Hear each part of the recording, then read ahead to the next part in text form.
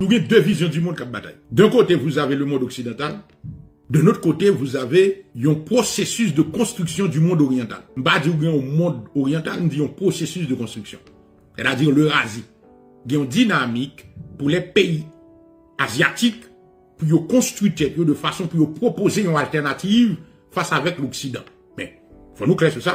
Pour l'instant, bien entendu, l'hégémonie occidentale, clair, c'est un fait, mais contesté. Tu parles bien avec nous pour nous comprendre.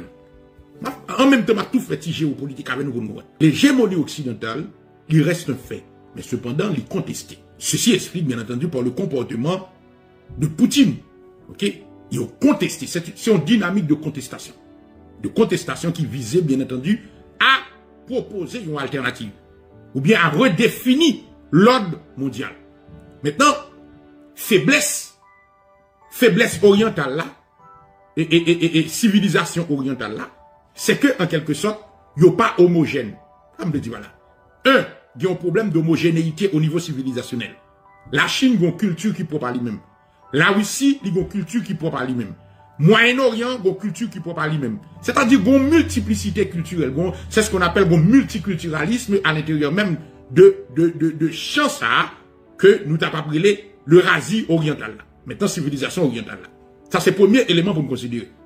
Deuxième élément pour nous considérer dans le processus de construction, ça, même là, il y a des rapprochements entre deux pays émergents, tant que la Russie et, bien entendu, la Chine, still, les problématiques. Pour quelle raison? Parce que le processus de construction de espace d'influence, il faut qu'il y ait ce qu'on appelle un ensemble, un bloc. Ça me dit pas là.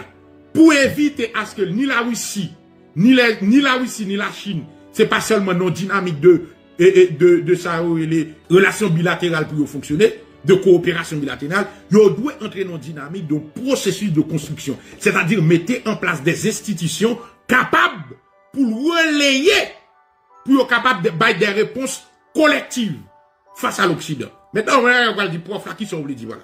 C'est-à-dire, il faut mettre en place des organisations qui sont capables, en quelque sorte, pour créer des espaces communs, côté que chita entre eux, créer des institutions, c'est-à-dire, ils sortent dans le cadre, moi c'est Poutine, ou c'est Xi Jinping. Maintenant, le jour où est arrivé, mettez en place des institutions communes, indépendamment de eux-mêmes, pour renforcer, bailler des outils, pour contrecarrer l'Occident, ça c'est un autre bagage. Et c'est ça expliquer où est la Chine dans la guerre, et où est Poutine dans la guerre, et pour la Chine, pour la Chine, l'alba, pour quelle raison? Parce qu'en réalité, processus de construction, elle va pas dynamiser, elle va finir. Maintenant, à remarquer, le bloc occidental, il construit déjà en tant que civilisation. C'est-à-dire bien, l'Occident construit en tant que civilisation. Il y a trois piliers au Chita Soudi. Judéo-chrétien, premier pilier. Deuxième nom, c'est le capitalisme. Troisième nom, c'est ce qu'on appelle la philosophie politique. Philosophie politique, question des droits de l'homme, question des démocraties, question ceci, cela. C'est ça, l'Occident. Trois piliers, ça. Soit faut une bonne analyse en termes civilisationnels, c'est trois piliers, ça, pour considérer. L'Occident, Chita sur trois piliers. Héritage judéo-chrétien, héritage philosophie grecque qui gagne la donne, et démocratie, et révolution des Lumières, droit de l'homme, l'individualisme, liberté individuelle, ceci, c'est là. Et puis, vous avez un autre aspect qui c'est le capitalisme. Alors, l'aime dit philosophie grecque, là, faut nous comprendre. Parce que l'aime dit philosophie grecque, c'est l'avènement de la raison. La philosophie grecque, c'est l'avènement de la raison. C'est-à-dire, debout du raison, en quelque sorte, ou entrer dans une dynamique, bien entendu, de ce qu'on appelle l'avènement de cette faculté humaine qui est capable, bien entendu, construire ce qu'on appelle des connaissances à caractère scientifique.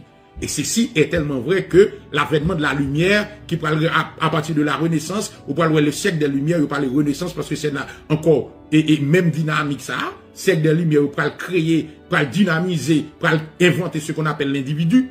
L'individu maintenant pour aller échapper en bas toute forme d'institution et puis liberté de penser. Liberté de penser, c'est-à-dire capacité pour innover. Et cette capacité à innover, c'est pour aller coucher la science et la technique. Maintenant, ils ont échappé en bas griffe l'État, ils ont échappé en bas griffe l'Église.